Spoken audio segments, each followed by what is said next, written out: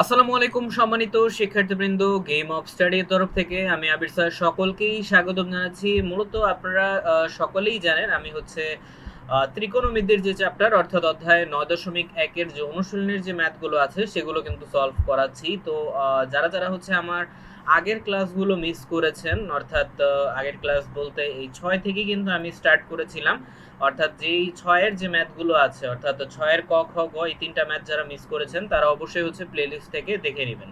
ঠিক আছে, প্রতিটা চ্যাপ্টারের ম্যাথগুলোই হচ্ছে ইনশাল্লাহ আমার প্লেলিস্ট আকারেই কিন্তু থাকবে, ভিডিও সিরিয়াল বাই সিরিয়ালই থাকবে।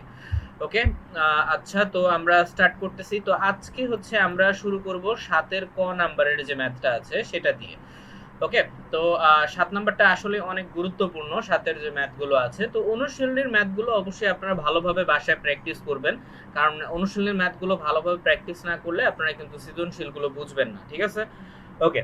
তো আচ্ছা, তাহলে আমরা হচ্ছে 7-এর যে ক নাম্বারটা আছে সেটা একটু আমরা দেখি। তো বলা হচ্ছে যে 7-এর ক নাম্বারে যে sine A by cosec A, আচ্ছা sine A by cosec A plus cos A by sec A equal to 1, এটা আমাদের প্রমাণ করতে হবে। ঠিক আছে, আচ্ছা আমাদের এখানে এই 6 থেকে নিয়ে 20 পর্যন্তই অঙ্ক যেগুলো আছে সবগুলোই হচ্ছে আমাদের এই যে প্রমাণ করতে হবে। হ্যাঁ, তো প্রমাণ করার বিষয়টা অলরেডি আমি বলেছিলাম, মূলত হচ্ছে বাম পক্ষ থেকে ডান পক্ষ আমাদের মিলাতে হবে সহজ ভাষায়।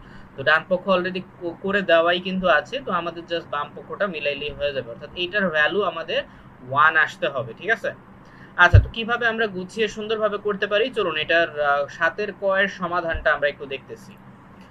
ওকে, তো 7-এর ক এর ক্ষেত্রে আমরা যে কাজটা করতে পারি এটা হচ্ছে আমাদের কোয়েশ্চেন, তো এটা তো তেমন বোঝানোর তেমন কিছু নাই। তো এবারে আমাদের হচ্ছে বাম পক্ষ যেটা ছিল সেখানে আমরা কোয়েশ্চেনটা তুলে নিলাম। ঠিক আছে, বা আপনি চাইলে বাম পক্ষের নিচেও হচ্ছে এই প্রশ্নের এটা তুলে নিতে পারেন, সমস্যা নেই সেক্ষেত্রে।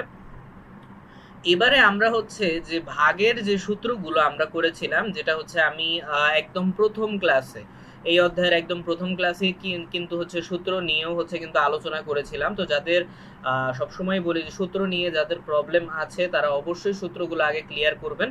তো সূত্রগুলো যারা জানেন না যে কোথায় আছে, কি আছে না আছে, কতগুলো সূত্র আছে, তারা অবশ্যই হচ্ছে প্রথম ক্লাসটা ভালোভাবে দেখে নেবেন। ঠিক আছে, ওকে, কারণ সেখানে আমি বিস্তারিত আলোচনা কিন্তু করেছি, তো এগুলো ক্লাসে আমি আর বিস্তারিত আলোচনা করব না সূত্রের। তো প্রথম ক্লাসটা দেখে নেবেন। ওকে, তো এইবার হচ্ছে আমরা দেখুন একটা বিষয়, যে পরবর্তী লাইনটা এখানে একটু বোঝার আছে। দেখেন এখানে সাইন এ বাই কসেক এ, এটাও তো আমাদের প্রশ্ন, তাই না? এখন সাইন এ উপরে যা আছে আমরা ঠিক সেম অবস্থায় রেখেছি, এখানে কোনো চেঞ্জ করি নাই। তবে কসেক এর সাথে সাইন এর কিন্তু একটা সম্পর্ক আছে। ঠিক আছে, ওকে, কসেক এর সাথে সাইন এর একটা সম্পর্ক আছে। তো তাহলে হচ্ছে আমরা কি কসেক এর সূত্রটা লিখছি, কারণ কসেক এর সূত্রটা কি 1 বাই সাইন এ, তাই না? ওকে, আর হচ্ছে উপরে আছে কজ এ, কজ এ অবস্থায় কিন্তু রেখেছি, এটা আর কোনো চেঞ্জ করিনি। বাট হ্যাঁ, নিচেরটা হচ্ছে সেক এ যেহেতু দেওয়া আছে, তো সেক এর সূত্রটা আমরা জানি 1 বাই কস এ, তাই না? ওকে, তো দুইটার সূত্র হচ্ছে আমরা জাস্ট লিখে দিয়েছি, জাস্ট নিচের গুলো চেঞ্জ করেছি, আর কিছুই না। এই যে এইটার সূত্রটা লিখেছি এখানে, আর এটার সূত্র লিখেছি এখানে, ব্যাস, আর তেমন কোনোই চেঞ্জ আসে নাই। ওকে, এবার আমরা হচ্ছে নর্মাল ভাবে ভগ্নাংশের যে নিয়ম আছে সেটা মোটামুটি আমরা সকলেই জানি, অর্থাৎ প্রথম রাশিটা ভগ্নাংশ অবস্থায় যেমন ছিল তেমনই কিন্তু থাকে, অর্থাৎ সাইনে সাইনেই থাকবে। বাট দ্বিতীয় রাশি যেটা আছে, দ্বিতীয় রাশি কিন্তু কি হয়ে যাবে, গুণ দিয়ে উল্টে যাবে, অর্থাৎ 1 চলে যাবে নিচে, সাইনে চলে যাবে উপরে। বুঝা গেছে? ওকে, এবার জাস্ট আমাদের আর কিছুই করা লাগবে না, জাস্ট হচ্ছে আপনি সাইনের সাথে এই সাইনেটা আমরা গুণ করে দিব। এখন গুণ করলে অবশ্যই কি আসবে, স্কোয়ার চলে আসবে, তাই না? অর্থাৎ সাইন স্কোয়ার এ। এবার 1 এর সাথে যদি আমরা যে কোনোটাই যদি গুণ করি তাহলে কি 1 1ই কিন্তু থাকে। ঠিক আছে, ওকে, তো আশা করি বিষয়টা বুঝতে পেরেছেন। বা নর্মাল ভাবে আপনি এটাও করতে পারেন যে আপনার 1 এর সাথে সাইন এ যদি আপনি ভাগ করেন তাহলে ওই সাইন এই কিন্তু আসে, কারণ আমরা জানি 1 এর সাথে যে কোনো সংখ্যা গুণ করুক বা ভাগ করুক সেই ক্ষেত্রে কিন্তু ওই সেম রেজাল্টটাই কিন্তু আসে। তো নর্মাল ভাবে আপনি যদি এটা গুণ মানে ভাগ করেও যদি করতে চান তাহলেও কিন্তু অ্যান্সার ওই সেমই আসবে। তাহলে উপরে কি থাকবে, অবশিষ্ট শুধু সাইনে থাকবে, তাই না? এখন সাইনে সাইনে যদি আমরা গুণ করি তাহলে সাইন স্কোয়ার এ আসবে, তাই না? ওকে, তো দুই ভাবেই কিন্তু আপনার অ্যান্সারটা কিন্তু বের হয়ে যাবে এখানে। হ্যাঁ, সেমই কিন্তু আসবে। আচ্ছা, এরপর মাঝে প্লাস ছিল তো প্লাসই রেখেছি, এখানে আর কোনো চেঞ্জ হয়নি। এরপর কজ এর অবস্থায় রেখেছি, এরপর ওই যে দ্বিতীয় রাশিটা যেটা সেটা হচ্ছে গুণ দিয়ে উল্টায় গেছে। এখন পরবর্তীতেও এখানেও ঠিক সেম কাজই আমরা করেছি। তো এখানে আমরা কি পাচ্ছি, কজ স্কোয়ার এ। এবার একটা বিষয় খেয়াল করে দেখেন, সূত্রতে আমরা পড়েছিলাম কি প্রক্ষান্তরের যে সূত্রটা আছে, যেটা আমি প্রথম ক্লাসে আলোচনা করেছিলাম, প্রক্ষান্তরের যে সূত্রটা ওই হিসাবে sine square A plus cos square equal to আমাদের কি আসে, 1 আসে, তাই না?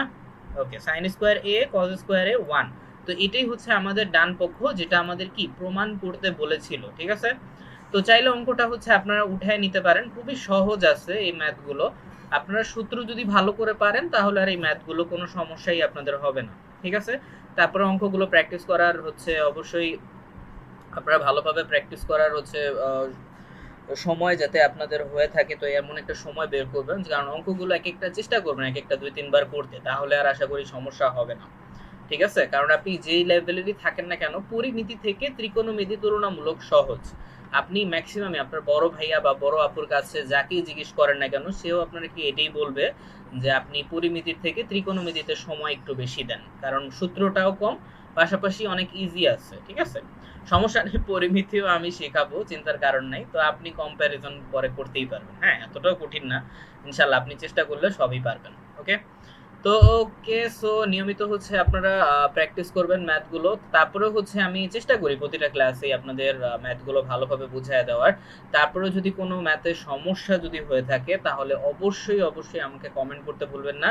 তো আমি চেষ্টা করব আপনাদের হচ্ছে কমেন্টগুলো রিপ্লাই করার। ওকে, আর যদি বেশি প্রবলেম হয়ে থাকে তাহলে সেটা নিয়ে স্পেসিফিকভাবে ভিডিও করব।